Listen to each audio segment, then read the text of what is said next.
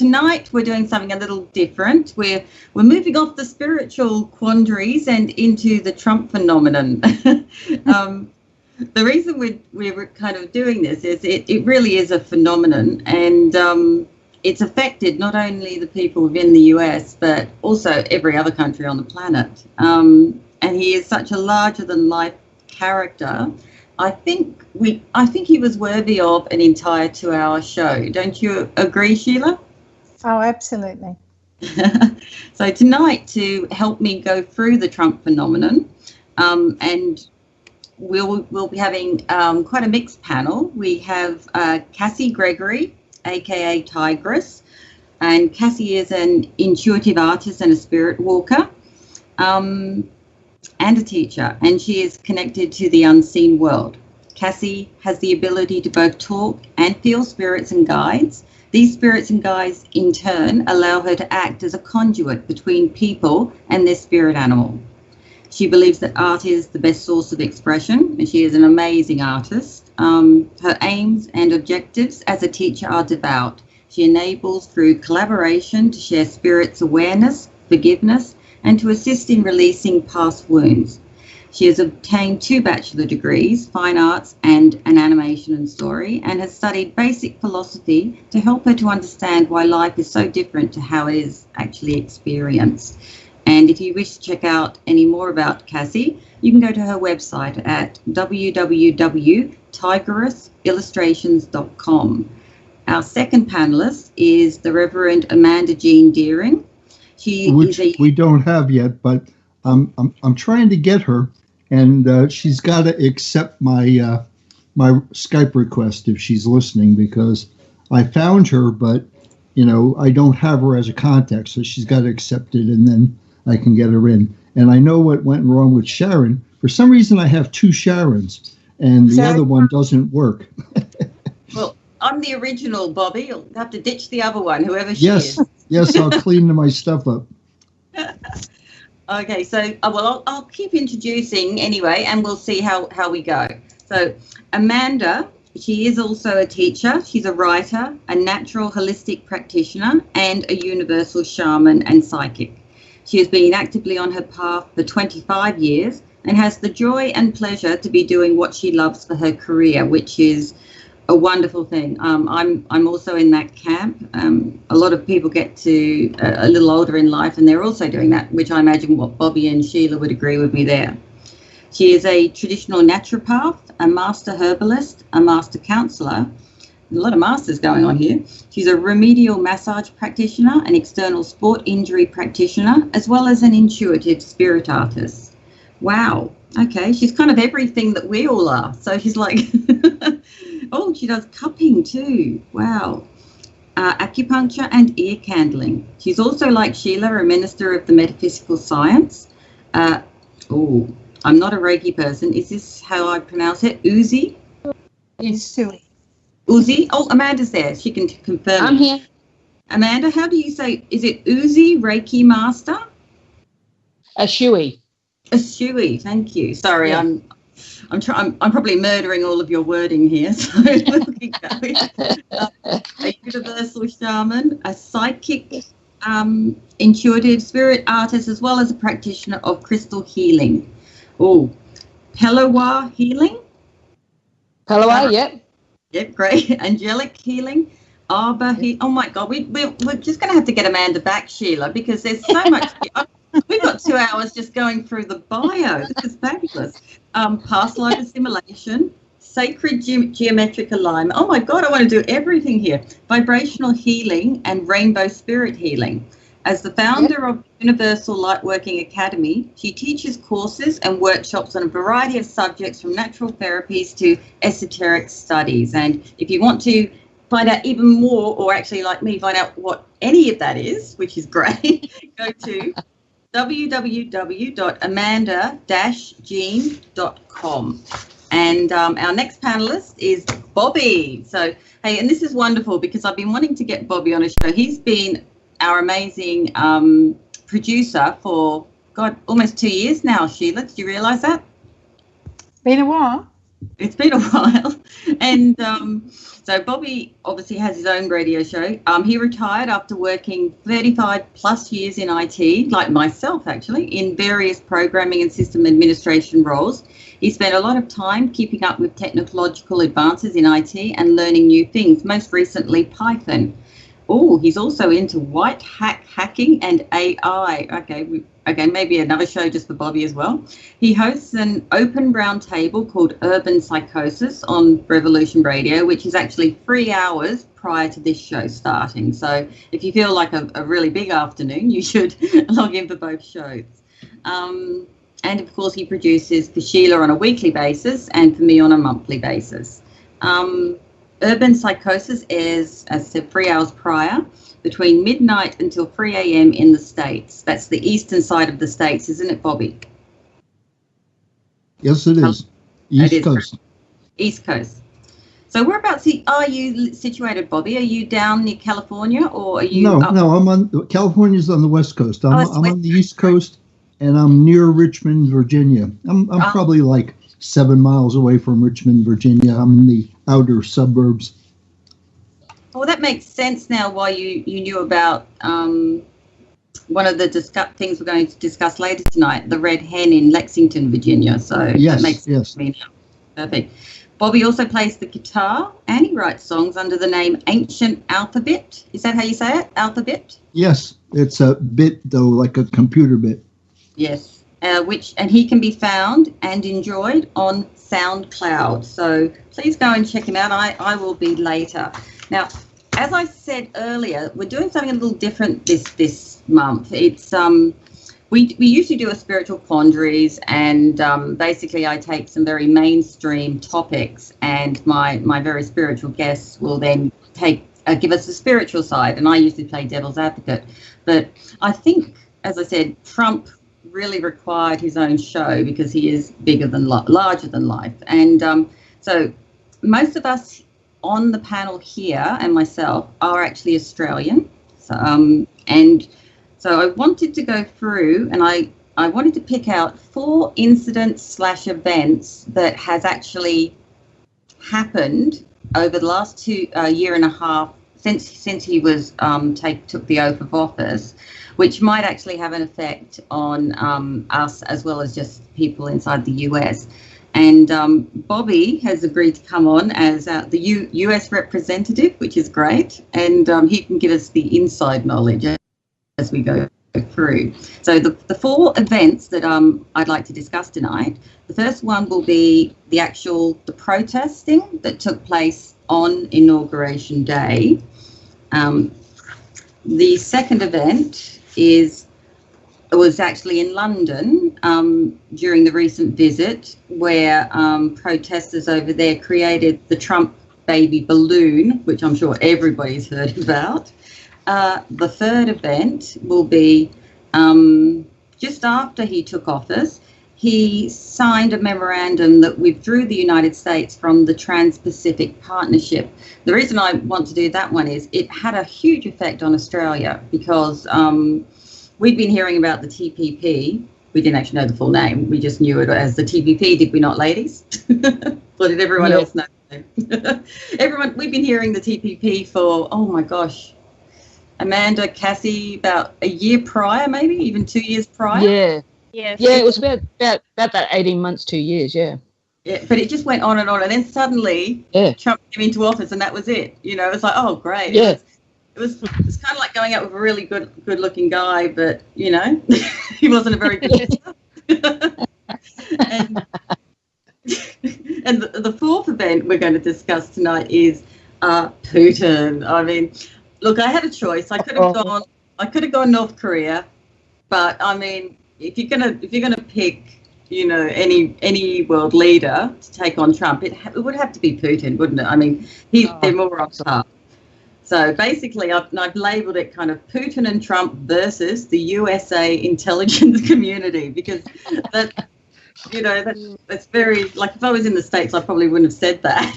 But since I'm over here in Australia and safe from you all, that's why I kind of gave it that title. So can you forgive me, Bobby? Yes, I can. That's great. Now, I was over on the other screen reading some stuff. Oh, okay, that's good. That's good. Now, I asked everybody on via email earlier, should we disclose prior our pro or anti stances on Trump? And we all kind of agreed we would. So let's kick off with Sheila. Sheila, are you pro or anti-Trump? Well, I think I'm on the fence, Sharon. I've been saying for the last couple of years on radio, I've never been politically minded ever. But the whole election 18 months or so ago, I was almost fanatical about watching what was happening. It had a really deep meaning for me. I believe on a spiritual level, if I look at it from an outside perspective, because I wasn't so much interested in the fine facts of what was happening, just that I really didn't want Hillary to win. So if that makes me pro-Trump, then yes, I'll lean that way. But I'd say I'm probably more on the fence than being pro or anti.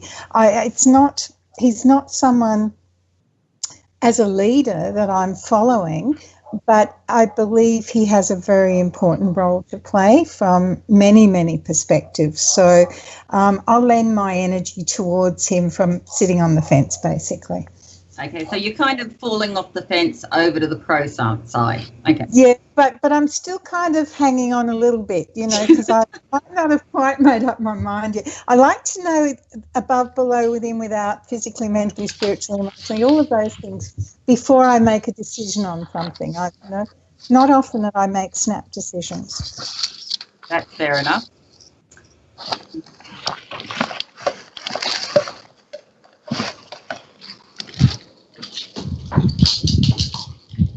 And hopefully everyone else will be more decisive than me. Now, Kassi, where do you sit on Trump?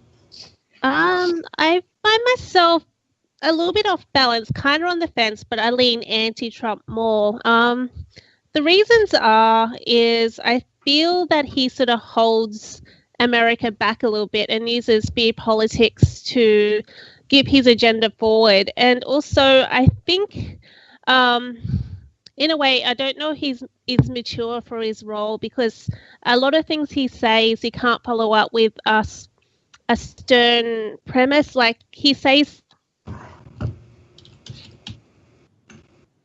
Sorry, have we cut you off?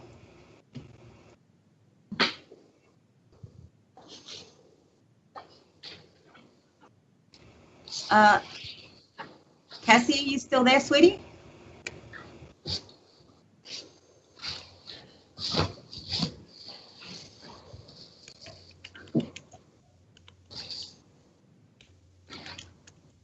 She dropped, but I'll bring her in again. Okay. Amanda Jean. Yes. Do you prefer Amanda or Amanda Jean? It depends on whether or not I'm in trouble or not. Okay. So, Amanda. Either or. Yeah, either or. Okay. I'm happy for both. Okay, that's great. So I might stick with Amanda. It's just a little bit easier. Yes. What do you think? Are you pro or again? Actually, I will say I'm definitely a fence sitter with Trump. He's only because I see the potential of his ability, which is just, you know, for anti-Trumps, that'd be sort of, as Kassi was saying, you know, he's not the ideal person you'd expect for the job. Yet he is making some big waves in so many ways. But I can understand the anti-Trump as well. So I understand how a lot can see him as a bit detrimental to the US and all that sort of thing as well. So I will be playing quite a neutral role here, because I also see his value in what he's doing, even for the mass consciousness on the planet at the moment. So for me, I have to say I'm definitely neutral on this one, because I can see the fors, the against, And, I can see the value of both. And that makes it a little bit hard to be either pro or against. So. Okay. So, well, did we manage to get Kassi back, or we're still trying? I keep bringing her in and then she drops. Kassi, are you here? Hello, Kassi. No. Okay, well, I might explain my position then. So basically, up till the last election, I was very pro-Hillary, and I was one of the people who, after the election result dropped, I was stunned. I was pretty much like, I can't believe she didn't win. But then I hadn't done a lot of research on her, and it was a bit of a shock. I mean, I knew enough about the cleansers to know that they probably weren't squeaky clean, but it wasn't until after the election I started doing some research, because the question for me then was, how did that happen? How did, this woman who was dead set certain to win this didn't win? So I basically did research, and then I started to realise why exactly the populace over there hadn't embraced her, and it was a bit of a shock to the system to learn some of the things that she was being accused of at the time. Since that time, I then thought to myself, well, apart from seeing him on reality TV and realising that he must be quite a good businessman, that was my only feelings about him, about Trump at all. But then I thought, well, look, I'll just sit back and I'll see what he does, because I'm not going to be judgmental, because it was obvious everybody else in the country was doing that for me. I thought I'd just sit back and wait and see and see what type of president he turned out to be. And it wasn't long. It wasn't. Oh, you're back, Kassi? Excellent. Yeah, I just had to go on my phone. Sorry about that. My internet dropped. Oh, that's okay. Yeah. I'll just finish up where I'm sitting, then we'll come back to Kassi. So basically, I started to watch, and I started to note what he was doing, and I kind of realised that he really, really loves his country, and he wants his people to do well. And even though the man himself, and I had to separate the man from the president, because a lot of the things the man had done in his past, mostly due to his lifestyle, I think, and, obviously if you're raised in wealth and then you accrue more wealth, and then you're on TV as a reality star as well, you're going to have some questionable things in your, in the closet. Once I'd separated the man from the president, and once you actually start looking at the actions he's done for the people in the country, I mean, he's got a great track record after a year and a half. He's probably done more than most presidents do in a week. I mean, he's done more in a week than most people do in their whole term. It's and I personally think so. So even though I kind of call myself a fence sitter, I do it per event, I suppose. And the majority of the events that I've seen and watched and researched, he's come down on the good side. So I suppose I'm on the fence, but I'm almost falling off the fence and onto the Trump land. How's that? Now, Kassi, how about you? Okay, so I do not, I'm like you, I do not hate the man. I do believe he has an important part of history, but I think as a politician, I'm not sure if he's in the right place for people to actually connect with him. I think that in a way he's immature for his role. It's not saying that he won't fall into his role, but I think some of the statements he makes to the world, I think they're not thought through properly, like the giant wall that's probably not going to happen. And it's happening, baby. It's happening. Yeah. They've already built a bit of it in California. Okay. Yeah. But I don't think the Mexicans are going to pay for it, though. So the Mexicans are paying for it, sweetie. Are they not? Okay. That shows how far I am behind. But as I said, I don't hate the man, and I think he's always been a controversial person, even before he got into politics. So I do believe there is a place for him. It's just that his delivery sometimes it really is off-putting, and I think that's why I'm anti-Trump. Right. Thank you. Are you are you jumping in the van with me and the unicorn, or are you with the ladies? I think I'm on the fence, probably go a little bit anti, but I don't, it's like I don't hate him as a person. I do believe there's a role, but I can understand why he creates so much conflict in people. Yes, exactly. So, and Bobby, where are you? I'm pro-Trump, although I don't agree with everything he's done. And I'm very anti-Hillary because I know about all the, nasty things the Clintons have done. Let's just put it that way. Yeah. So I'm definitely anti-Hillary and pro-Trump with, some disagreements, but in general, I like him. And I agree he's not a politician. He's a businessman, and he's a New York businessman, and he has a very straight way of talking. And I think it connects with, Joe the plumber and common people more than, say, Barack Obama. I've listened to Barack Obama's speeches, and they are really smooth. And they say he's reading the teleprompter. It doesn't matter. They're very smooth speeches. But when he's done, I ask myself, what the hell did he say? I'm not sure. Yeah, no, I agree with you.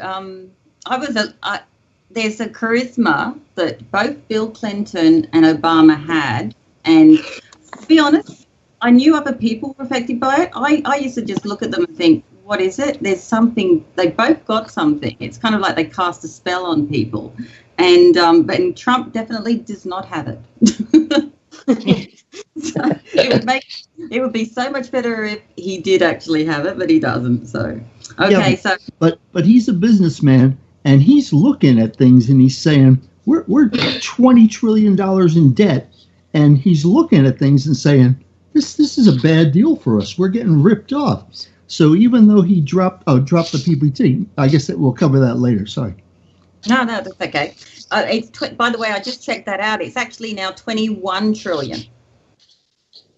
Oh, what's a trillion here and there? It's a pittance.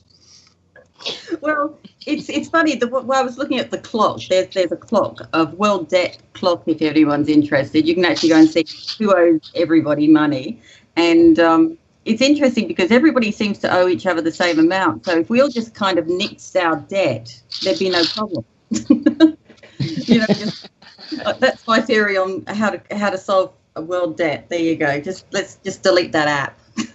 That would be very nice. Okay, so are we ready, guys? Are we ready to start our talking point?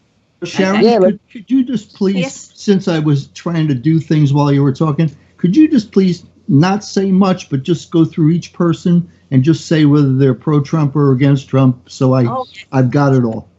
Okay. Sheila is a fence sitter, and she kind of leans a little bit on the Trump side, but when she wobbles, she'll fall back to the full up sitting position. Is that right, Sheila?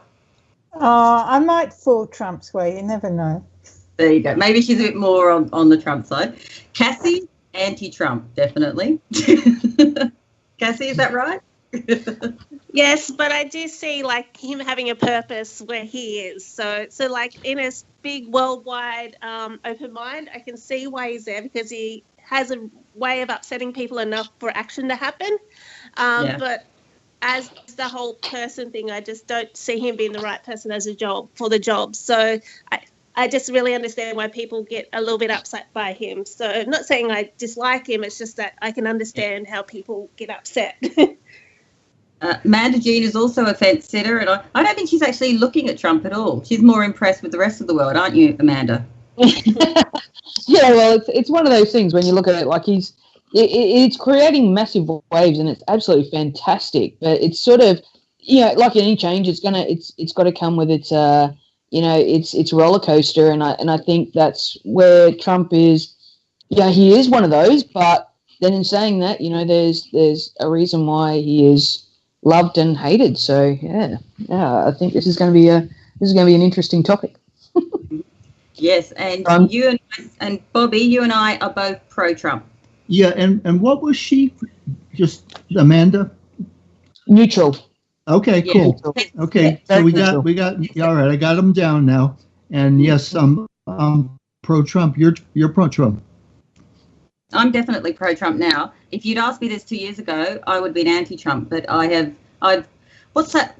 What did the evangelists say, Sheila? I have seen the light. Is that what they did? Born again Sharon. I have born again Trump syndrome. So I think I'm a born again Trump supporter, because I actually, to be honest, I just think I agree with exactly what you said, Bobby. I think he relates to the common man, to the layman. And I think he's a businessman. He's not a politician. And now that I've kind of separated the man from the president, and I understand, I think that also, I think he's actually quite funny at times, and people miss his humor. I mean, especially the whole tweeting stuff. I mean, there's been a couple of tweets I've pissed myself laughing over, and people have taken so seriously. And I'm serious. I actually think people miss his humor. What do you think, Bobby?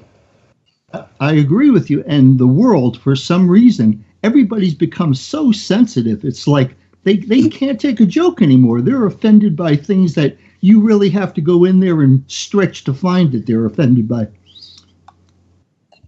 Completely agree. Okay, talking point number 1. Now, this is on January the 20th, 2017. The 45th President, Donald Trump, whoever thought we'd be saying that, and the 48th Vice President, Mike Pence, took the oath of office. The oath of office of the President of the United States is the oath of affirmation that the President of the United States takes after assuming the presidency, but before carrying out any duties of the office. A large number of protests were planned in connection with the inauguration of Donald Trump. Security preparation for Trump's inauguration gathered nearly 28,000, that's a lot, security personnel to participate in Washington, D.C. The vast majority of protesters, several thousand in all, were peaceful. However, many violent acts such as property destruction did occur. Now, there seem to be 2 main areas where the violent kind of protesting occurred. There was in Washington, D.C. at the inauguration or around, and also in California. Now, anyone that follows US politics will know that California is like this hotbed of leftist, fascist, socialist Democrats. And not that I want to insult everybody in California, Bobby, but they do seem to be the most verbal. And that's also where Hollywood is. And unfortunately, they have a rather large microphone, having Hollywood there. So a lot of the protests and a lot of the kind of, I suppose you say, the anti-Trump kind of propaganda does come out of that area. Now, in Washington, D.C., there was the deplorable held the night prior to the inauguration. And so that was January the 19th. And the deplorables basically gathered outside the National Press Building in Washington, D.C., where the ball was held. And several protesters threw debris at attendees, hitting one man in the head. Police responded with tear gas and pepper spray, scattered the crowd. Also, on the day of the inauguration, another group called Disrupt J20, they linked arms at security checkpoints and attempted to shut them down. Some elements of the protesters were black bloc groups and self-described anarchists and engaged in sporadic acts of vandalism, rioting and violence. So basically they tried to block anyone coming to the parade, you know. There was also other protesters, about 100 of them, and they were all in black. So a lot of people think they may actually be the group that's now known as Antifa. And a group of around 100 of those smashed windows of businesses in downtown Washington, tipped over garbage cans. They blocked entryways to the event and chained themselves to barricades, basically trying to stop people from being along the parade route. And they basically gathered at designated spots, waved signs and chanted anti-Trump slogans during it. They had the occasional clash with the police and demonstrators and were masked generally, throwing rocks and chunks of concrete at the police. Police in white gear responded. Again, you had tear gas, pepper spray, flash grenades, and crowds dispersing. The protest continued into the afternoon, and a limousine was tagged with graffiti, its windows shattered. It was later set on fire. And at this time, it wasn't known, but the limo was actually owned by a Muslim immigrant. So they were actually targeting a minority, and they didn't realise it. The fire spread to, I think this is quite funny, Bobby, the fire spread to a Fox News crew SUV, which was parked right behind the limo.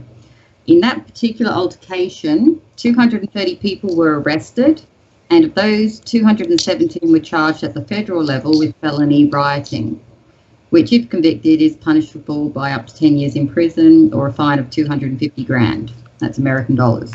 6 officers suffered minor injuries. In July 6th this year, so they were in jail, I don't know, I suppose for a year and a bit. It was reported that 21 of the defendants pled guilty, including 1 to felony offences in connection to the riots. So I take it a lot of people got off in that case. 209 people got off. I don't know. That's interesting. So that was Washington, D.C. Now, also, as I said, in California, another kind of hub of anti-Trump. I imagine he doesn't go there to holiday. On the morning of the inauguration, anti-Trump protesters blocked the headquarters of Uber in San Francisco because the CEO of the company was seen as a collaborator with Trump. Around 16 people were arrested in the demonstration, which created human chains to block the officers. Other companies blocked Friday morning in San Francisco, where the Wells Fargo headquarters and Caltrain tracks. In Los Angeles, thousands turned out for a peaceful protest on Friday, despite the rain. Demonstrators rallied outside the Los Angeles City Hall. Now, because it was California, some artists also got involved, called LaBeouf, Ronco and Turner, and they started a live streaming a planned 4-year protest titled "He Will Not Divide.us" at 9 a.m. on the morning of the inauguration. Participants were invited to deliver the words "He will not divide us" into a camera mounted to a wall as many times and for as long as they wished, in what artists described as a show of resistance or insistence, opposition or optimism, guided by the spirit of each individual participant and the community. The footage was broadcast on a 24/7 feed, which the artists announced would run for 4 years, or the duration of Trump's presidency. The initial host of the artwork, the Museum of Moving Images in New York, abandoned their involvement with the project after 3 weeks, sadly, citing public safety concerns. The installation became especially contentious after white supremacists started yelling 1488 to the camera, and because of increased loitering in the area around the museum, with the museum receiving threats of violence. The artists, meanwhile, said that the museum had bowed to political pressure in ceasing their involvement with the project, adding that there had been no incidents of violence that they were aware of. I think the artists are not correct there. I've actually seen footage of where it was damaged. The exhibit relocated on February the 18th to a wall outside of El Rey Theatre in Albuquerque, New Mexico. Okay, so I really just wanted to give you some background on the protest before we start in on the questioning. Now, that was just on Inauguration Day, but I think everybody's probably aware that they haven't stopped protesting Trump. And we're now a year and a half down the track, and they're still doing stuff like this. They're still, in fact, it's now got, I think it's actually got worse. It's not just a daily verbal propaganda from certain news stations, and there's never any positive reports of him in the media at all. They actually did a poll, I think, Bobby, a couple of weeks back, where they analysed Obama and his media coverage and Trump's. And Obama, I think, got something like 75% positive coverage, and Trump had got 2%. So it's actually been true. You know, they are obviously quite biased towards him. But the protests have escalated to actually attacking members of the Senate and the actual staff inside the White House verbally, and there's been some physical altercations as well as, you know, sit-ins in Senate offices and public buildings. So, is everyone ready to start? Questions? Yes. Yeah. Right. Okay, well, we might begin. Go for it. Great. So we might kick off with Sheila. Sheila, do you think the protesters should have protested at all on Inauguration Day? Or should they have, like, seen that as, it's Inauguration Day, let's just suck it up and let him have his day? I would suck it up, sweetheart. You know, you vote for someone, it's like kids in the school playground who didn't get their own way or didn't get the ball. When do they grow up? Seriously. I've been quite shocked. Yeah, it's kind of like, you know, I'm gonna, you know, you don't want to play the way I want to play, so I'm going to take my bat and ball and go home, eh? That's what it feels like. Yeah. And kindergarten is actually a really good example for what's going on. It's a very puerile response to, you know, it's not like they didn't have a good go at it, is it? I mean, Bobby, he's been in power Obama was in power for 8 years, wasn't he? Yes, he was. 2 terms. So, you know, it's like they had a really good run at it, and it seems a little churlish, I think, to their current behaviour, and especially on Inauguration Day. I would have thought that they would have just let the new president go in. Kassi, what do you think? Do you think the protesters should have protested at all on Inauguration Day? I believe I'm going to differ. I believe it's a good time to really state an opinion, because the issue is so live, but I don't agree with how they went about it. Like, there's nothing hurting just saying, I don't like what's happened. But the fact that it got so violent and so pushy, I do not agree with that. It's okay to have an opinion, but it's not okay to be forceful with your opinions. So I think, you know, most people who are protest when the issue is on fire, like when it's hyped and all that kind of stuff. So I'm not surprised that they chose that day. But I think if they just came with signs and just said they didn't agree, and maybe they should have just left it there and just looked at what happened and just taken in if they're just, it should be an educational thing. That's what protests, we'd like to see what happened with protests, not going worse than being pushy. Good protesters don't push. They just educate. That's in my opinion. So I can understand why they chose that day to say what they needed to say. Yes, no, I know where you're going, and I agree. I don't think, you know, I think there's a question coming up too about the violence versus being more of a Gandhi approach, I suppose. Amanda, what do you think? Do you think the protesters should have protested on Inauguration Day? Yeah, I do, and I have to sort of say with Kassi, I do agree that it's a good day to do it, because at the end of the day, if you're going to, you know, like, you know, again, it's that freedom of speech, it's that freedom of expressing your opinion. So on that day when he's going to be sworn in, yeah, okay, that's a good day to do it, because it is, you know, it's no use doing it after he's done it. And I understand that he was already voted in. But, you know, on his Inauguration Day, yeah, I don't agree with the violence myself either. But then in saying that too, I tend to agree with Sheila as well in the fact that the you know, you've already opened the gate, the horse has already run.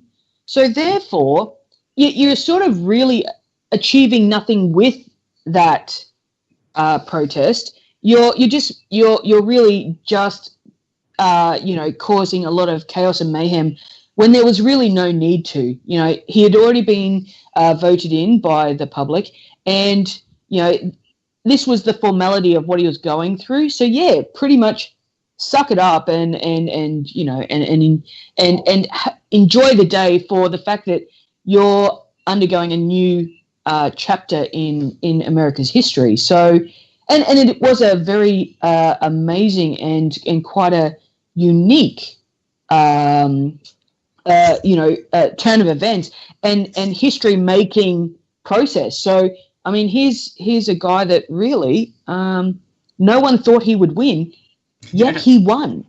So yes. While I understand that they have the value of freedom of speech and all that sort of thing, it was too little, too late, really. And so again, you're not really achieving the goal of even educating, because now really, the day was too late. The day was, it achieved nothing really, other than just making things really, really chaotic and just not, not, not how it should have been, which was marking a beautiful space in history for America. Exactly. And Bobby, do you think the protesters should have protested President Trump on Inauguration Day? I believe that, Americans have the right to protest peacefully, and it doesn't really matter what day they choose, whether it's inappropriate or not. That's a right we want to protect. And I believe that, they are whittling it away sometimes, where they make you get a permit and they say you can't protest here, you got to protest over there.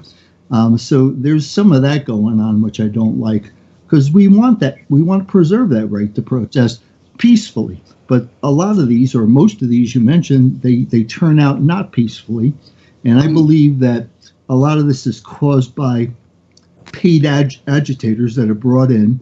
And these are the guys with the ski masks over their face that are breaking the windows and all that stuff. And they might be, paid agitators. They might be CIA, who knows? But it's like most of these protests, have, violence in them. And that's what I think about it. Right. Sheila, the American people had spoken through the ballot box. They voted Donald Trump into power after 8 years of Democrat rule. Why do you think the Democrats refused to accept the result? I really feel, having watched it very closely, Sharon, that they were probably still in shock, because I'm sure they didn't think that Hillary could lose. I didn't. I was completely stunned. Yeah. And as everyone's been saying, Donald Trump is not and hasn't been a politician. He's a businessman. So he was the ring-in, wasn't he? The horse you weren't expecting to get the race. The dark horse, as they say. The dark horse, yeah, exactly. So I think a lot of it is probably the shock factor of this can't be true, that can't be happening. And if I don't accept it, if I do not personally allow that it's happened for me, then it didn't happen. And it's that bury your head in the sand or in a paper bag or something, I think, for a lot of it. And we see that horse race again if we think blinkered. Some people are so blinkered to what they believe is right that they can't see anything outside of that belief. I agree. I actually think, after dealing with a few people, I do a bit of online commentary, and I can't post anything without being trolled. And it's not even what I'm posting is factual, and I still get trolled. And to me, that means that these people, in a way, are delusional. I mean, they're just not willing to face reality. Yeah. Okay, Kassi, why do you think the Democrats refused to accept the result? I agree with Sheila too, because I remember watching the election and was a big surprise that Trump actually came forth. But I can understand it in a way, because Hillary did a few things that weren't quite kosher. So I can understand why people just sort of turned off Hillary and maybe gone to Trump. But I guess it's just a big change, because the Democrats have been in for a long time, and it's just to think that someone who is like Donald Trump and not as educated as politicians in more maybe political way has just come in and overturned things. And I think it's just that big change and shift in consciousness about who rules America now. I think it's hard for them to fathom that someone like Trump could actually win over someone like Hillary, if that makes sense. No, look, that is actually, I think that's actually a key point. What you're talking about there is class. And I think a lot of the people that vote Democrat feel like they're more elite in society, or they're a bit more cultured, they're a bit more educated. And what actually happened was they everyone who lived in these places like California and that feel that they're, you know, better than the average farmer or southern person, you know, basically was stunned that the rest of the country actually had the audacity to vote in someone like Trump. But I'm sure Bobby will agree shortly that it was, well, actually, I won't answer for Bobby. I'm going to get his answer shortly. Amanda, why do you think Democrats refuse to accept the result? And still, I think it comes down to when you look at it, it's, you know, he was that you know, underdog. This was a guy that, yeah, he's like, I mean, look, he was, you know, considered crass, he was considered plain, he was considered all these things, and you know, and they tried their very hardest to actually, you know, to bring that out in the light, and you know, and for some, you know, he come across as the Antichrist, and it's very fascinating when you hear people talk about him as the Antichrist. But the thing was, he's a businessman, and I know even from, you know, when you do talk any form of politics to anybody, you know, it's always, they always talk about, well, what am I going to get out of this, and da da da da da, and it's such a you know, a cesspool where even, you know, a lot of people say that, you know, politicians only go into politics for themselves. They're lining their pockets, etc., etc., etc. So for Trump to go in, he was basically going in and saying, well, you know what, I really don't care. I don't really want anything out of this. I just want to see, America become, you know, this you know, this powerhouse again, because yes, he benefits from that powerhouse, but so does America itself. And he was brought up in the era where America was great. America was, so he's talking to that old school, you know, the ingrained aspect of what America was wanting to become again. You know, I mean, they'd become shiny and lovely, but they weren't feeling it. They were feeling like, you know, they were sort of, it was run by a different class. So yeah, and that's and unfortunately the Democrats are that class that is very, yeah, shiny and you know, as long as we've got a nice car and a nice apartment, it can be seen, you know, as I'm doing very, very successfully, when in all honesty, you know, it's through credit and stuff that they're achieving that, and that's what it's, you know, that's how it looks. So I think for the Democrats, it was that case of, no, we've got the money, we've got this, we've got that. You know, look, we're gonna hammer this in. We're gonna completely. And I think they really did take that for granted, that they were, you know, they are, that essentially that class is a minority now. It is, you know, it is a very a few people who have got that level of you know, affluency to them that can, you know, that would be understanding what Trump's saying. So of course they're going, seriously, it's crass. We don't agree on this. But the percentage of Americans that actually did understand Trump and what he was saying actually made it more viable. And as you said, it is that whole thing of, well, hang on, this, how dare they? How dare they take this on, and how dare the little person rises up against the master and, you know, and take hold of the reins, because they were so used to taking. Yes.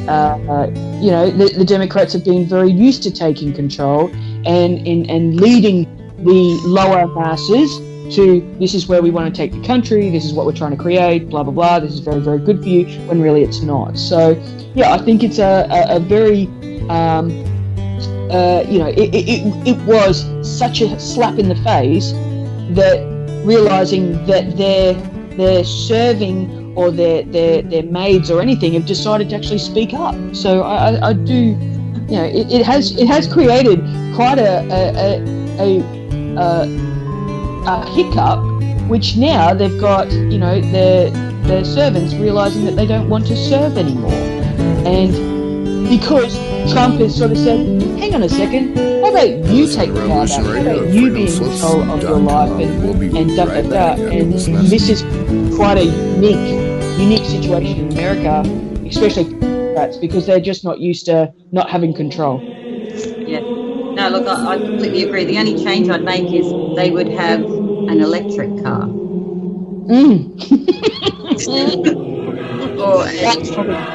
I think that might be the break coming in, guys. So we'll be back shortly. We're just doing a station break, so if you can just mute your microphones. Thank you.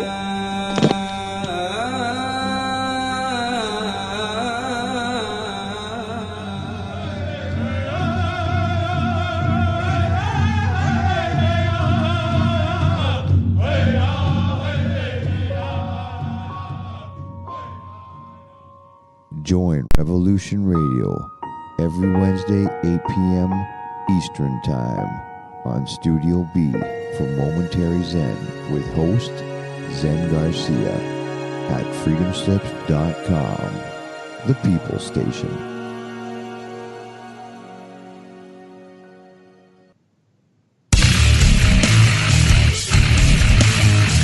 Revolution Radio.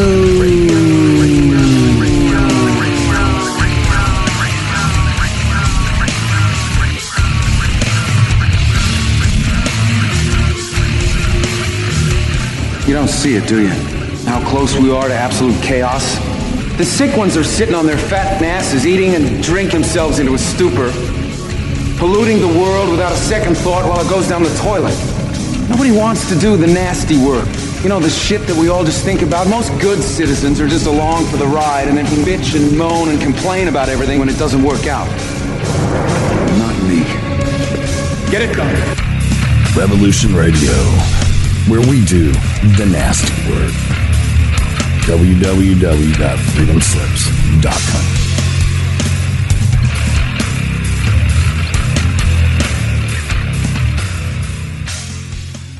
The opinions expressed on this radio station, its programs, and its website by the hosts, guests, and call-in listeners or chatters are solely the opinions of the original source who expressed them. They do not necessarily represent the opinions of Revolution Radio and freedomslips.com, its staff, or affiliates.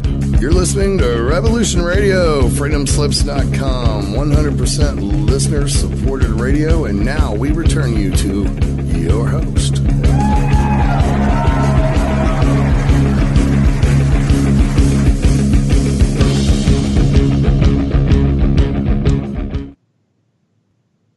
Okay, and you're back with Sheila Kennedy, and welcome to the 1%. And our last Thursday of the month, Oddities E-Club magazine. This evening we have the Trump phenomena with some fantastic guests, and we'll be back with the show in just a moment. But until we are, because we're with Revolution Radio at freedomslips.com, we are the number one 100% listener-supported radio station bringing tonight's show to you. So because we're listener-supported, we really do appreciate the wonderful guests and listeners who keep us online. And one of the things that you can do for your own benefit, I believe, is look at the archives. So for the cost of a cup of coffee once a month, the whole $5.95, you can access all of the shows, all of the hosts from both studios, A and B, in your own time frame. And to me, it's the gift for the person who has absolutely everything, because it simply is the gift that keeps on giving. Lots of other options to support Revolution Radio, some great stuff in the store, and we have donate buttons, of course. So this evening, my time, here in Australia, just after 7 p.m, thank you for tuning in and being with us, and my wonderful co-hosts Sharon and Rowland from Oddities E-Club magazine. And I'll hand back over to you, Sharon. Great, thanks, Sheila. Bobby, I think you were last to answer that question. So the American people had spoken through the ballot box. They voted Donald Trump into power after 8 years of Democratic rule. Why do you think the Democrats refused to accept the result? I think they're afraid of him. They're very afraid of him because he's not one of the, good old boys in the Congress. He's an outsider. He's got a lot of money. He can't be bribed easily. He knows what the hell is going on. He's got probably a lot of dirt on all of them, and they're all dirty except for just a couple. And everybody knows, well, not everybody, but a lot of people know that the voting machines are a freaking joke. They're not secure. There's no paper trail. They're ridiculous. If you want to do it right, you could do it on the internet with, secure, give people secure tokens or something. It's a joke. It's easily hacked. And so everybody expected Hillary to win, for all those reasons. It's easy to hack. And they were shocked when she didn't win.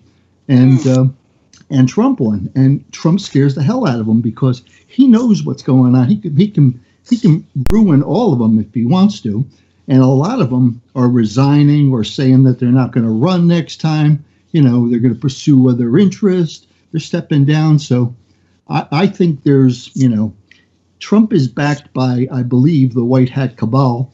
And there's a war going on between the white hats and the black hats in the deep state. And I believe that, Trump is their man. They went and asked him to run. And they, explained everything to him. And he agreed to do it. He doesn't have to do this. He doesn't need it. He's got tons of money. He could be doing something a lot more fun than what the hell he's doing. So sounds like he did a lot of fun things too. It's all coming out. So that's what I believe. It's the only thing I'd like to add, because I think you've all had excellent points there, is I think the fact that he was probably the first person that ran that couldn't be bought because he had his own money. He didn't need to, go cap in hand to, the George Soroses of the world and people of that, with the money to actually get him made.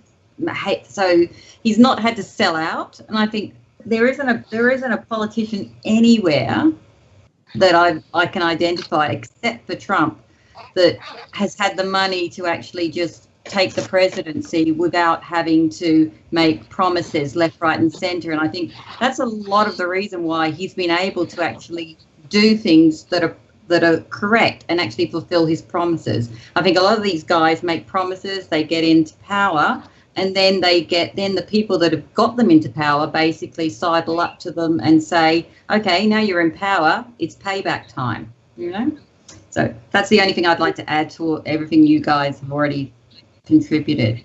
So, Sheila, is violent protest okay ever? Is it ever okay? That's a tough one, Sharon. Part of me says no, it's not.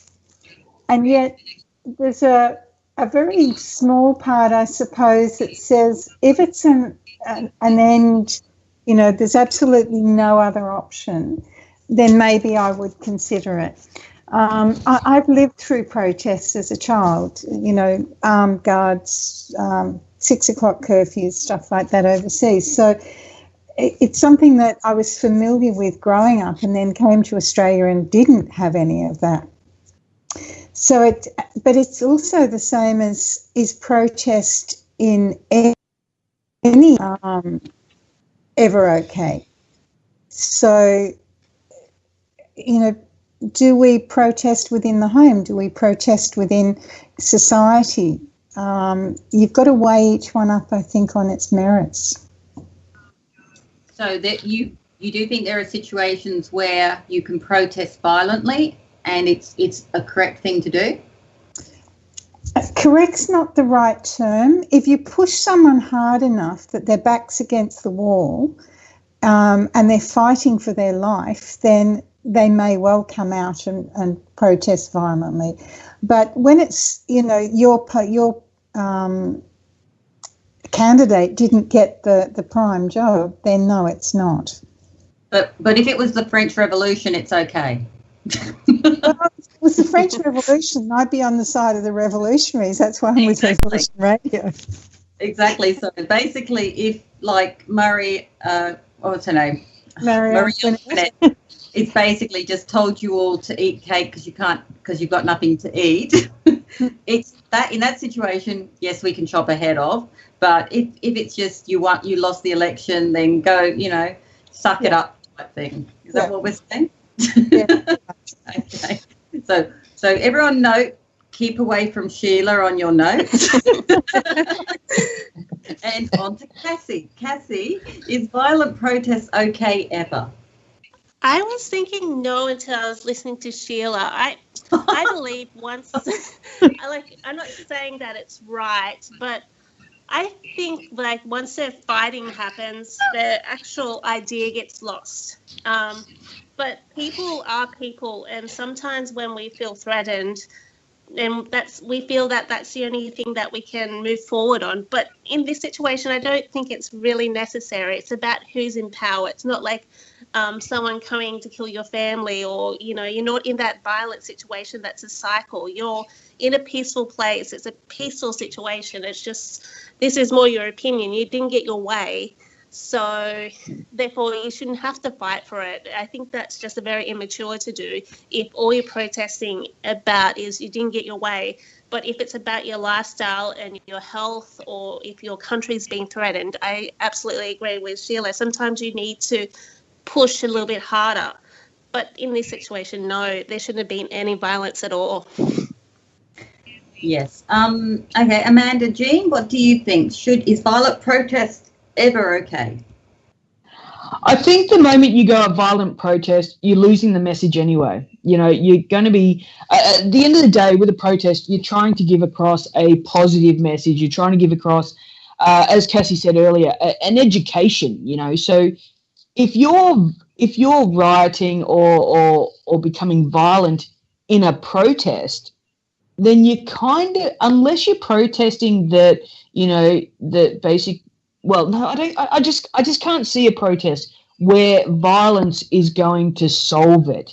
If anything, all you're going to do is really create more of a fraction rather than the education and the coming together of sides, because, all you do, hate breeds hate. It's one of those things, violence breeds violence. So unfortunately, I think, for me, I understand defense. I understand defending one's country or one's culture or something like that.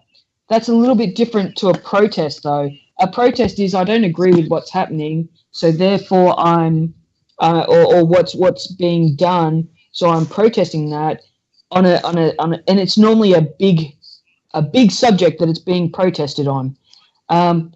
Because at the end, like I said, at the end of the day, once it goes violence, then you're focused on the violence. You're not actually focused on the message. There's no way to get the message through that act of violence or negative frequency. So therefore, you sort of it makes the actual protest mute. So you achieve nothing but making the fraction bigger, rather than bringing it closer through education. So I agree. Bobby, is violent protest ever okay? I don't believe it's okay ever, because, in my opinion, the idea of protest is just to get a number of people out there to show, how many people are backing this particular opinion that this group has. And that's all I'm seeing it as, a show of numbers. So, but the interesting thing I was thinking about was when the American Patriots threw the bales of tea into Boston Harbor, was that a violent protest because there was property damage? Probably, yeah. There's probably I'd agree that would be seen as violent. But what I don't like about these protests is how they cover their faces. It's the same as when you're on social media and someone doesn't have their face visible or their profile semi-open, and I think that is awful. I think if you're willing to say crappy things to people on social media, I should be able to go check you out and see, what you look like. or find out where you're from. So, like, if you're talking about Russia or something, then I should be able to go and make sure you're actually from Russia and not, and not from, a member of the FBI or somebody like that instead. Sorry, that's a bit of a joke at the moment. Okay, so I agree with, I think, Amanda and Bobby then. I don't think there is ever a reason to get violent. But then I grew up in England, and I remember being quite touched when I learned about Gandhi and how he protested in India. And basically they all just sat down and prayed and meditated. And the British didn't know what to do when they saw, because he wasn't being violent. And that's how India became, became an independent, what do you call them now? Well, remove the Queen. Okay, so basically, I grew up thinking that's the only way to protest, doing a Gandhi is what I call it, which is basically, or with your husband, the silent treatment. I find that works really well. What do you girls think? Yes, I agree. Plus the headaches. Do you get? I've got a headache, Bobby. I think that's something else, sweetie.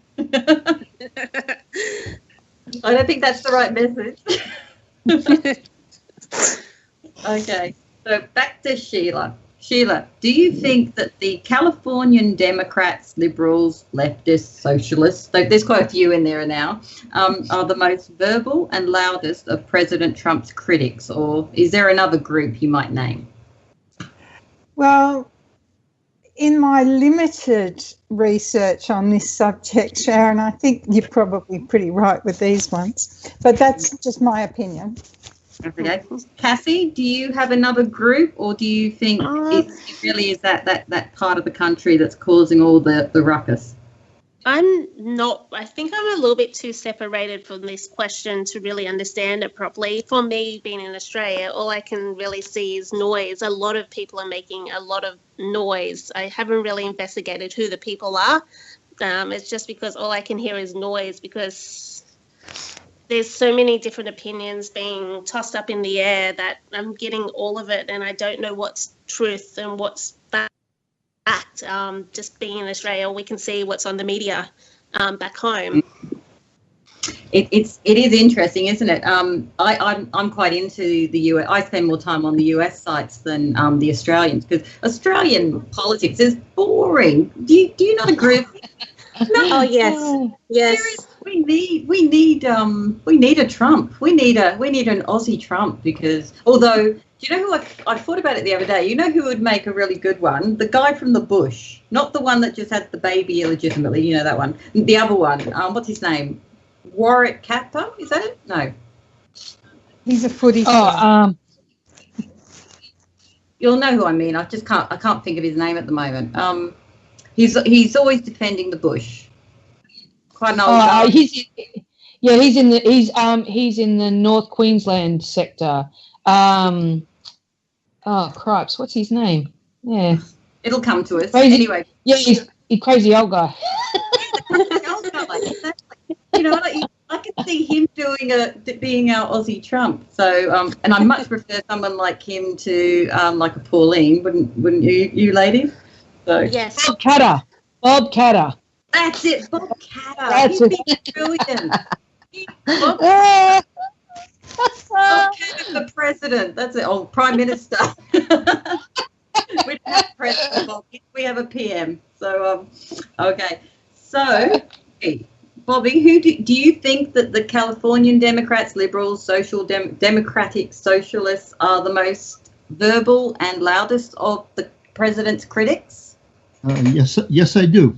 Because California has always been, pretty liberal, at least Southern California. Like when you start going up north where the farmers are and stuff like that, that's why I think, California is talking about splitting into 3 states, because, most of the people are in Southern California and they're very liberal or communist. But yeah, I think they're starting a lot of trouble. And but I do believe that, this is all fueled by by the media. In California, you got movies and TV, but in New York, you've got the news, and I believe that all this is fueled by the news. It just keeps pumping the people up, making them do this stuff. And if things were treated fairly, if Trump was treated fairly, things would settle down, I believe. Yes. No, look, I've got to agree. Sheila, with the rise of social media and instant news and celebrity, do you think this is the norm from here on? Is this how every election will go, or do you think Trump is an anomaly? I'm hoping Trump's an anomaly. I'm just scared a few of you, didn't I, with that question? Sorry? Did I scare a few of you? Because you hadn't thought about that, had you? That this might be the beginning of the end, basically, for like genteel politicians and elections. Well, I'm not particularly into politicians or elections, and especially Australian ones. But I think, look, social media is wonderful, and you and I use it a lot. Sharon, and we use Revolution Radio as well. But I think there's also, as you were saying, some drawbacks. So, Kassi, with the rise of social media, instant news, celebrity, do you think this is the norm from here on? Is this how every election in the US is run? I think Donald Trump's definitely left the door open for the generations of presidents to come. But just observing our generation, everything's very hyper media at the moment, and sometimes the truth's overwhelmed by stuff that's on the internet. So sometimes we don't know what's going on really. But I just think that the younger generation, loves celebrities so much that everyone that sort of makes it on the news is kind of like an instant celebrity these days. And I don't know if that's a good thing or a bad thing. It's just a thing.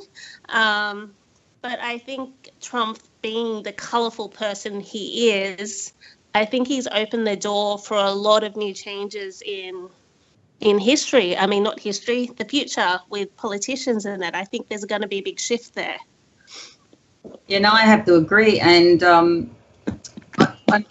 I also think a lot of the reason he's done as well as he has is when he was doing the reality TV, America got to know him as that persona and as that powerful kind of businessman. So I think him being on TV, and I think he was on TV for a good 10 years, wasn't he, doing that reality show, Bobby? I don't know what it was, how long. It felt like he was always on TV.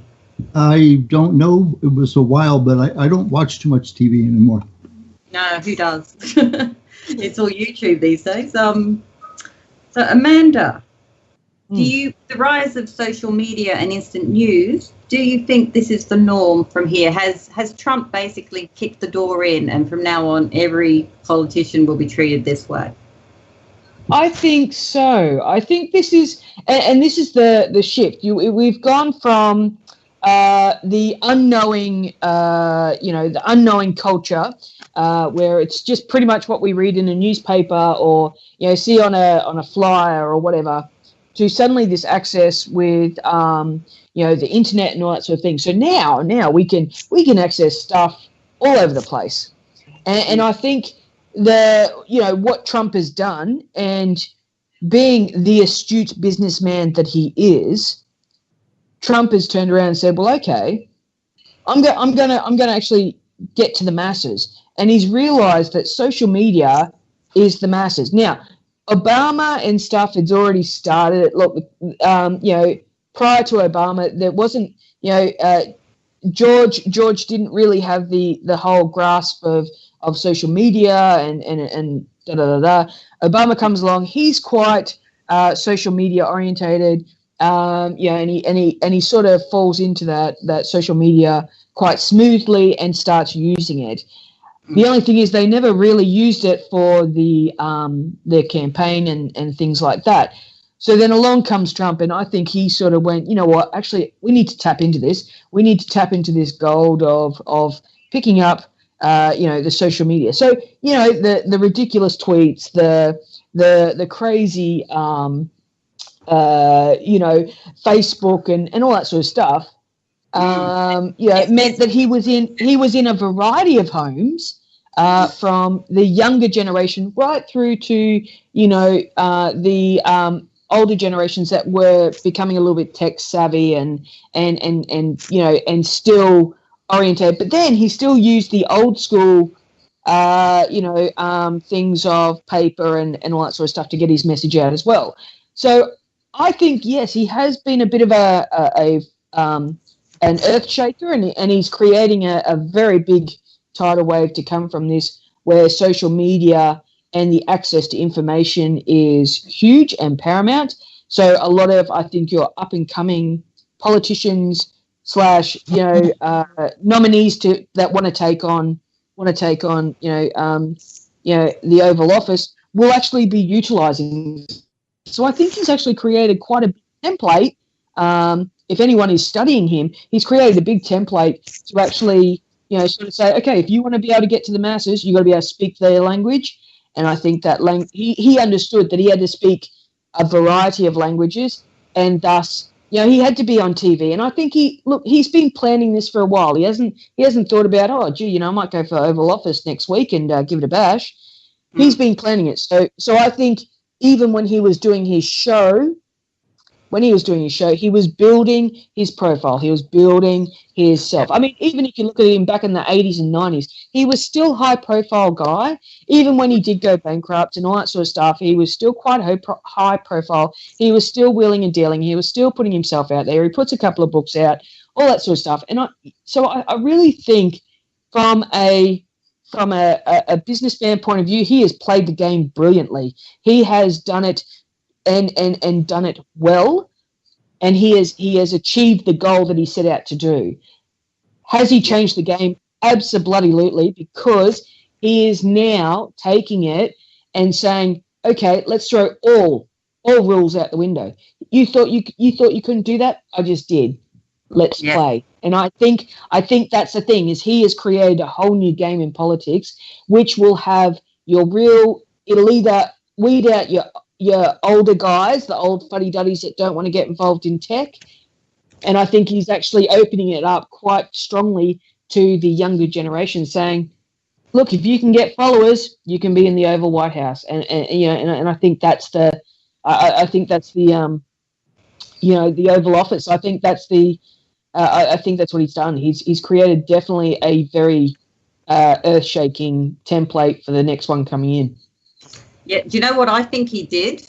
If I would just sum it up quickly, I would say he turned politics into entertainment.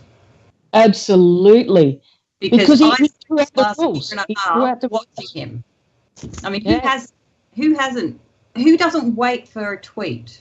I mean, I've never really used Twitter. I've got an account for the magazine, but I've never tweeted that much until he came along. And now I only follow, I think, about 10, and he's one of them. And I hang out for the tweets because, seriously, they are, not only are they entertaining, I mean, scary sometimes, but entertaining. And, and I love the way he speaks. Like, if somebody pisses him off, he actually says it, and or he gives it back to them. And I'm thinking, there's absolutely no polish. It's pure turd, There's no filter whatsoever with that man. And I think that's what a lot of people find really quite refreshing, is that, as Bobby said, you looked at the Obama speeches, they were very, very polished and very, very clean, almost Teflon-like. Nothing stuck to it. Nothing got caught up. Nothing got misconstrued. Nothing. Whereas Trump is very much putting out there that this is what I think. This is what I'm saying. There's no filter. If you like it, you like it, great, kudos, let's be friends.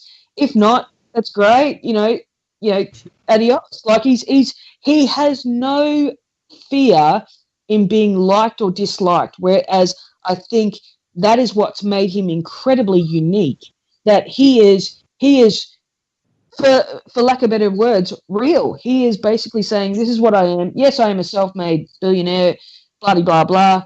And you know what? I want to run for office. Why? Because I think it'd be a good gig and I think I could do it well. And he used his tools. He used his tools. He went back and went, okay, how can I win this? He wasn't thinking, how can I be politically correct? How can I be this? How can I be that? He just went, right, how do I win? And he used every available tool he had in his pouch to be able to do it. And I think that's why he has made such a huge shift and a huge change in American politics specifically, but even I think is going to ripple out over other countries, including Australia, including Britain, including a lot of your, European things like that. I think he's really definitely put a firecracker under politics in general in how it's played, because it's a game. Yep, it is a game. It is to him, and he's the only one that knows the rules at the moment, but they're going to learn quick. So, Bobby, with the rise of social media and instant news celebrity, do you think this is the norm from here on? Well, I think, politicians have been using the internet for quite a while, and they don't have to really understand it. They can hire just a techie to handle it. They all have websites and stuff. But Trump is the first one that's, gone into tweeting, which tweeting hasn't been around all that long. Well, it's been around for a while, but not super long. It's a relatively new thing, and he's really, exploiting it. So, yeah, I think this is going to, make people use the internet more, in the future. Yeah, no, I think he pretty much kicked the door in, got and turned over. He's remade politicians, and they're now sexy and entertaining, I think. So that's just my personal view. You guys may not join me on the whole sexy bit, but that's fine.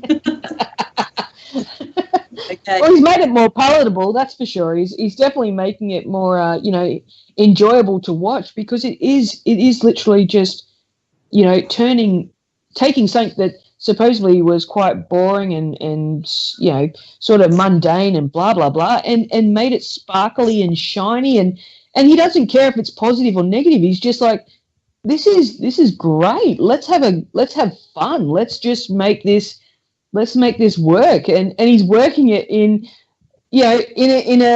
a weirdly sexy way. He is doing it. He is.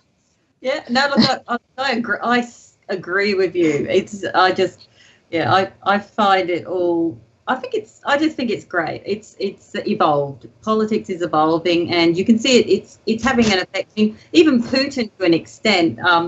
Although I draw the line at him taking his shirt off and riding horses along the beach. I don't want to see that. Sorry. So I'm not on board with the whole, Putin thing. And I think, by the way, him making himself, leader for life, is probably really not a good idea. And that seems to be very popular. But no. Okay, that's great. Are you guys ready to get into our second topic, the Trump baby balloon? Okay. Yep. Great. Yep. Now, I'll give a bit of background to our listeners. This happened on July 13th of this year on the London visit. A giant balloon dubbed Trump Baby was flown over Whitehall during the US President Donald Trump's visit to the UK. The London Muslim Mayor Sadiq Khan's Greater London Authority approved the request for the flight after thousands signed a petition and a crowdfunding campaign which raised more than £16,000 to get the 20-foot-long inflatable off the ground. The inflatable was allowed to fly for 2 hours on the morning of Friday the 13th of July. Friday the 13th, there you go, as Trump met Theresa May at 10 Downing Street.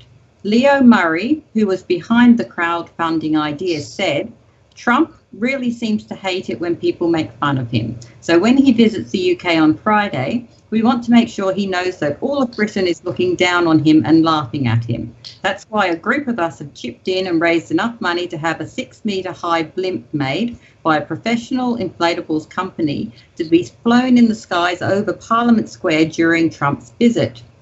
UKIP leader Nigel Farage, who I adore, he's great. If you haven't followed him yet on YouTube, you should go check out some of his speeches. He's quite nationalistic too. Tweeted that the plan was the biggest insult to a sitting US president ever. The backlash from Trump supporters has been fierce.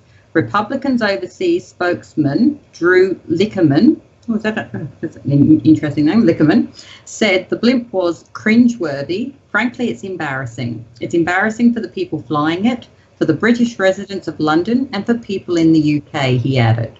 I don't think it will bother him. I think also the protesters have somewhat lost the plot. You have these massive protests against Trump, but never against these terrible dictators that quite often visit London. The balloon will be one of many protests planned for Trump's visits.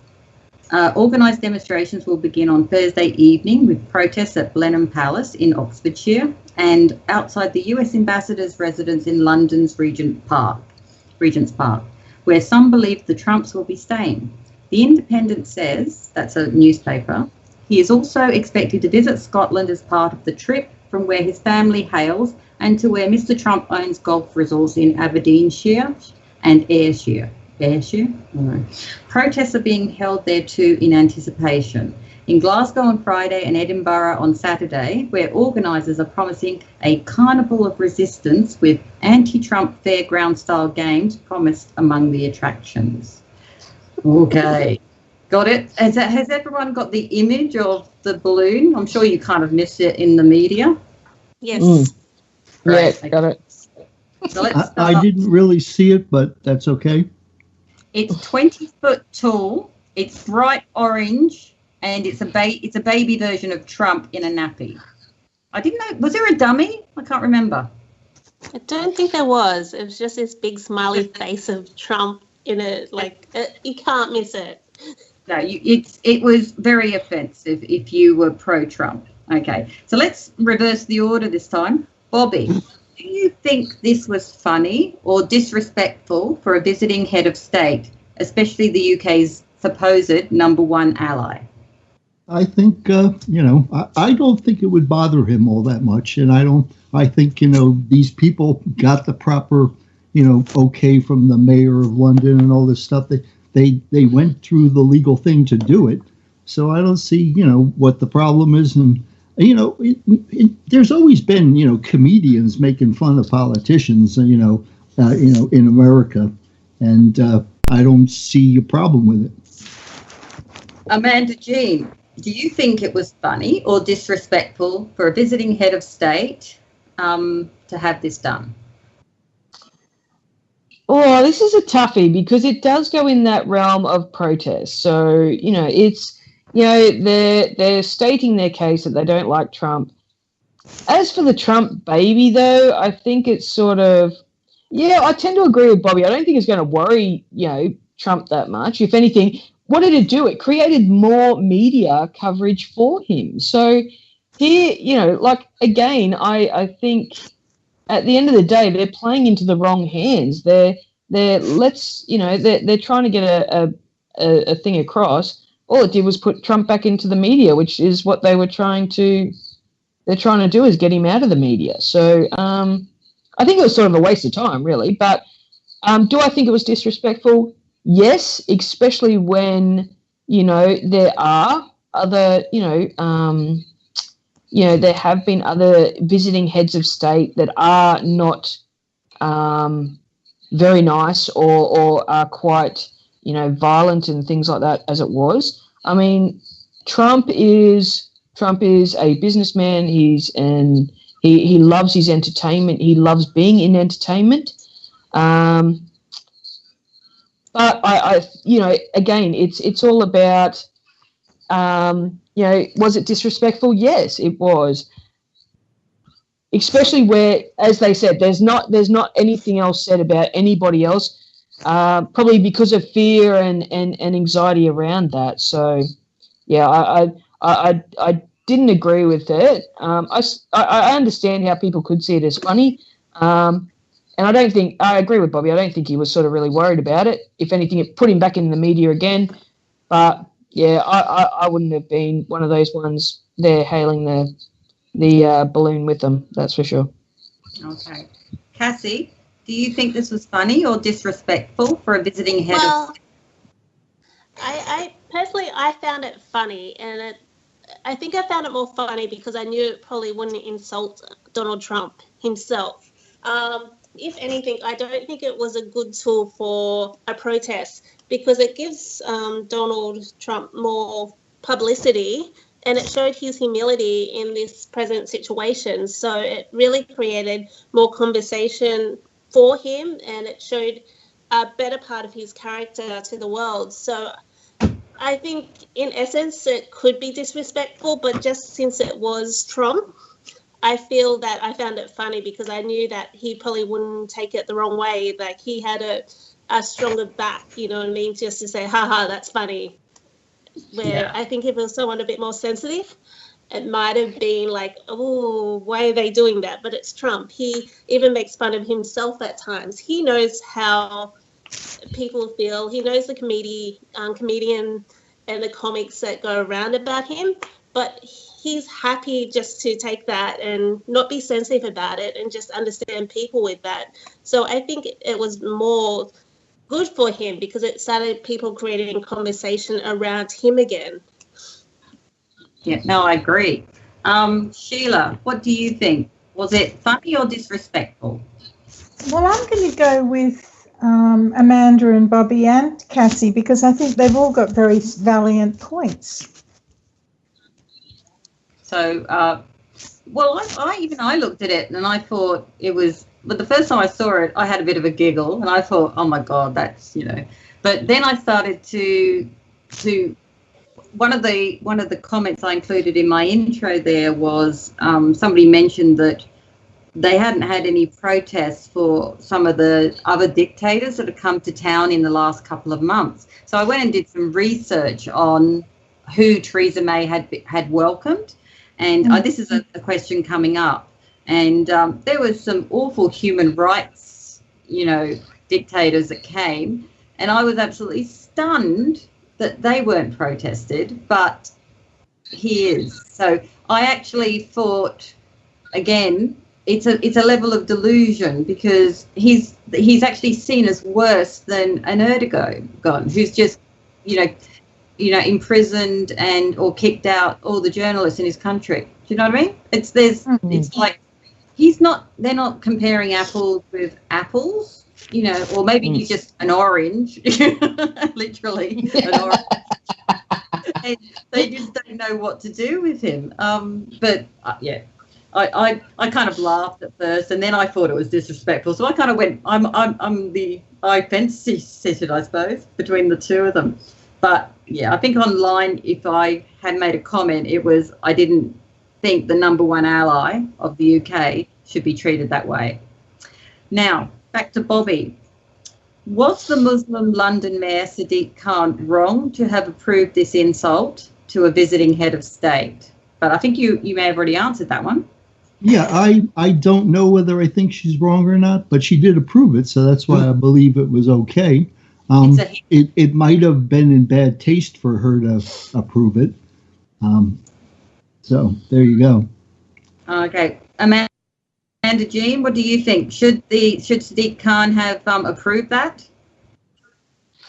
Well, I have a feeling that if it was approved, it was for, I mean, you know, one thing about Trump was he was very, very, strong. Well, he made quite, strong comments about immigration and things like that, especially through his campaigning and things like that. And so, if anything, it almost seems like it does come across as, and I say comes across as, well, I'm going to stick it to you because you were trying to stop people from immigrating to your country. So therefore, yeah, let's approve this and have it, put out there that, we didn't want you here, et cetera, et cetera, et cetera. So, but they did go through the legal channels. They did meet all the criteria to be able to hold their protest. So was it wrong? No. Was it maybe personally orientated, or a personal opinion that maybe went more for the yes, let's agree? Maybe. Was it right? Like I said, I think there was a lot more horrible, or maybe there was other people that people should have been looking at that were coming to their country to the UK to make to visit, that should have had maybe more of a vocal protest made about. So was it wrong? Yeah, I tend to say yes, only for the fact that they're not comparing apples with apples. They've got bananas, they've got oranges, they've got apples, they've got watermelons.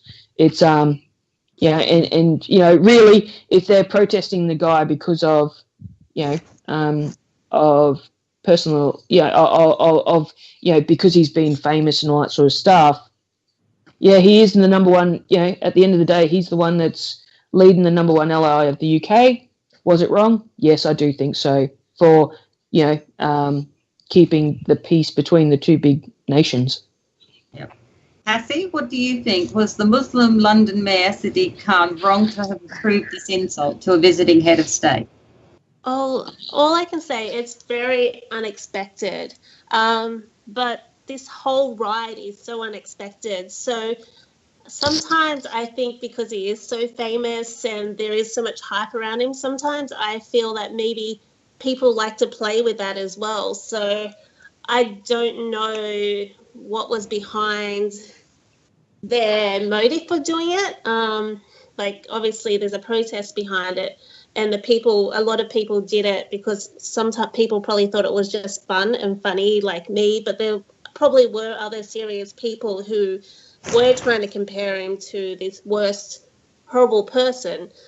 So it's really hard to say, if with the motive and the whole play. And I think it is because Donald Trump has got this fame around him that he is kind of like a target for that kind of thing. So obviously there are worse people out there than Donald Trump. But I think it's just that he has so much media, has so much popularity that it just seemed like such a hype and such a stunt for it to happen. And a lot of people were angry about it, and a lot of people found it as a joke. I guess she's probably considered it very well before she approved it, and obviously there's a push from the people to do this, but I don't think she would have just did it without considering the implications of her actions. Sadiq Khan is a man, by the way. Oh, sorry. No, that's okay. Yeah. Sorry. And Sheila, was the Muslim London Mayor Sadiq Khan wrong to have approved this insult to a visiting head of state? From my perspective, I think it's disrespectful, but I'm also looking at why he would do that. And, is he looking at his position as mayor and wanting to be voted back in again? So wanting to be on the side of, appearing to be out there or whatever. It's a bit of a catch-22, really, Sharon. If it was Australia and it was happening here to someone visiting, I would personally find it disrespectful that as a nation, that's the image that you're presenting. Doesn't look good. Yeah. So, Bobby, should Prime Minister Theresa May have overruled the London Mayor, which she is able to do? I don't think so. I mean, it's maybe she could have, but I kind of feel like maybe she just felt like that's the mayor. Why should I get in there and overrule the decision? And I don't know if it's appropriate to mention it right now or not, but I had read something about Trump doing some things that were insults to the Queen. Like I think he was walking alongside her instead of walking in back of her. And I think Trump... Yeah, he walked out the front, but then he apologized when he realized and he stepped back. So he made a mistake. I wouldn't say he did it on purpose. Okay, because I was thinking, he's always, knows what he's doing. And that little insult might have been nice, but... No, it really looked like he had made a mistake. You could actually see, and he actually came back and apologised and then let her go forward. So he obviously just forgot, it looked like. I think a lot of people think there's a lot more going on in certain situations like that for him, but I think he's just human sometimes. You know? Amanda, should the Prime Minister have overruled the London Mayor? Well, it creates that really grey area because, again, it's that, you know, if she steps in and changes the rule for one, she has to step in and change the rule for everything.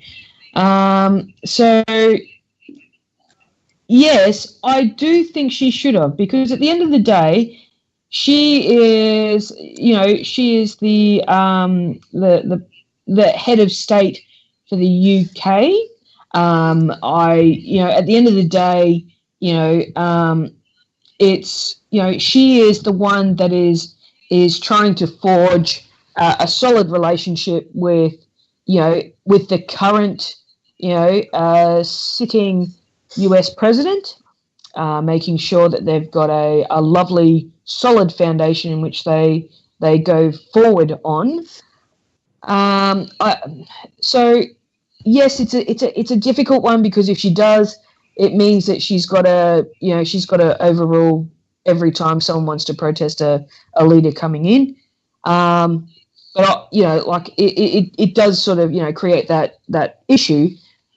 But I do actually think she should have, because I you know, again, it's that thing of she's trying to forge a solid foundation with the current sitting US president.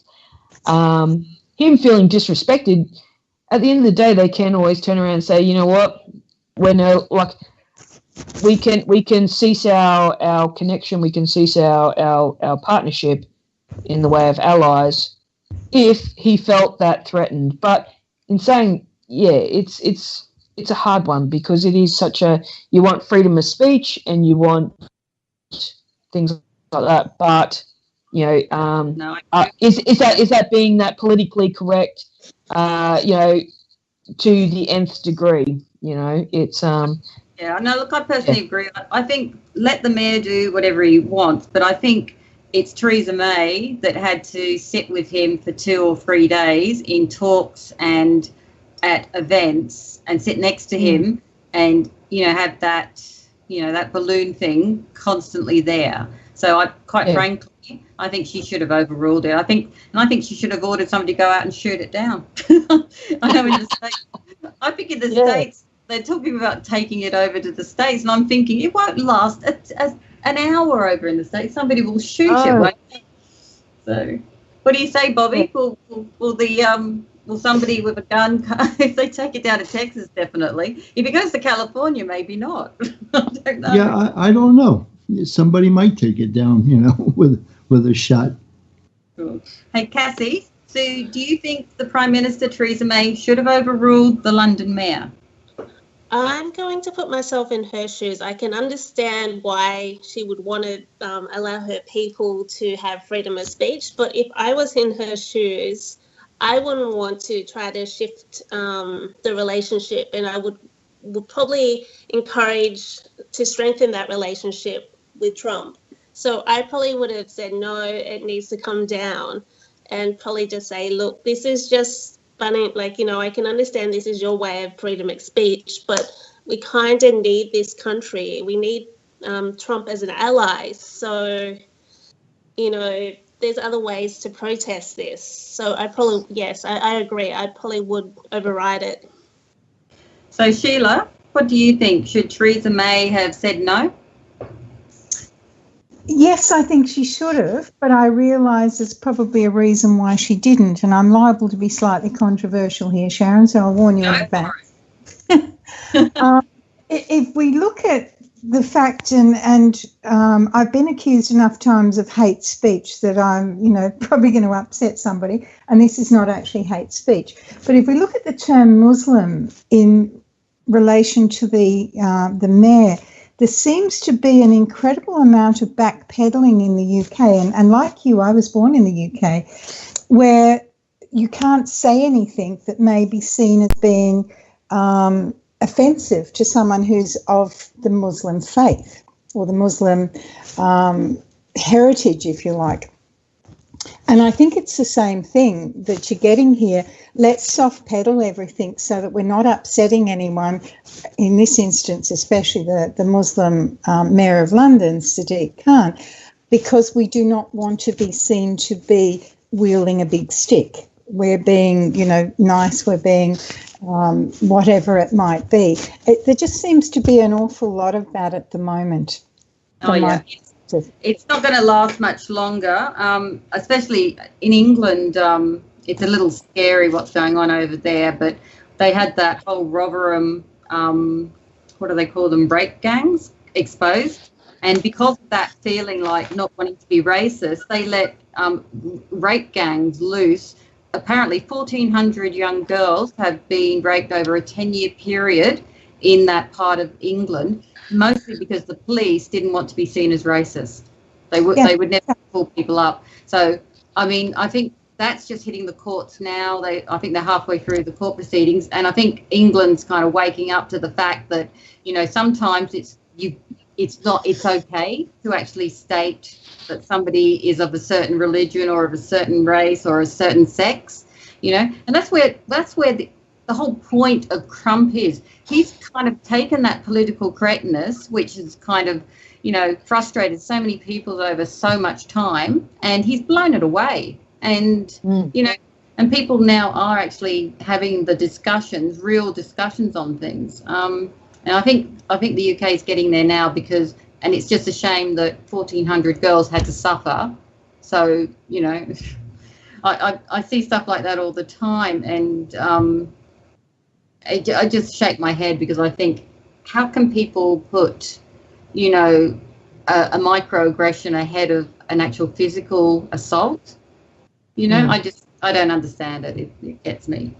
Anyway, I think we're getting close to the end. So the last question, I'll throw it over. Almost out of time, yes. Yeah, I'll throw it out to everybody. So please, do you think the UK protests have damaged the relationship between the US and the UK? Who'd like to have a go at that?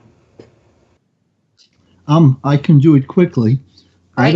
I don't think it damaged the relationship because I think Trump is a businessman. He's going to look at, what kind of deals he can make, and, I don't think he cares about that kind of stuff. What do you think, Amanda? I don't think it has changed anything because, again, Trump's going to appreciate that there's freedom of speech. They've got it in the States. They've got it in the UK is probably a little bit more filtered at the moment due to their current, citizens and things like that, the changes that they're going through. So do I think? No, I don't. I think what it has done is probably, created a lot more, actual truth between two countries, because at the end of the day, if you don't like someone, say it. But, but it's not going to change it, I think, anywhere. It's not going to change the relationship between the US and the UK because they're entities, not necessarily people. Exactly. It's not, yeah. Sorry. Okay, Kassi, what do you think? Do you think the UK protests have damaged? Mm-hmm. I don't think so. Trump does have humility, and I think he probably looked at it and he has enough common sense just to understand what's going on. I don't think he's going to take it personally, so I don't think there's any damage there.